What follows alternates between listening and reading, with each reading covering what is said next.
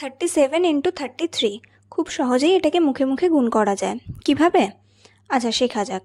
যখন ওয়ান্স প্লেসটা এরকম থাকবে যে দুটোকে অ্যাড করে আমার 10 আসছে, মানে 7 + 3 অ্যাড করে আসছে আমার 10, তখন আমরা যখন এরকম অঙ্কের ক্ষেত্রেই এটা হবে যখন কিনা ওয়ান্স প্লেস যোগ করে 10 আসবে, আদারওয়াইজ কিন্তু এই মেথডটা ফলো হবে না। এবং 10th প্লেসে যেটা আছে সেটা সেম হতে হবে।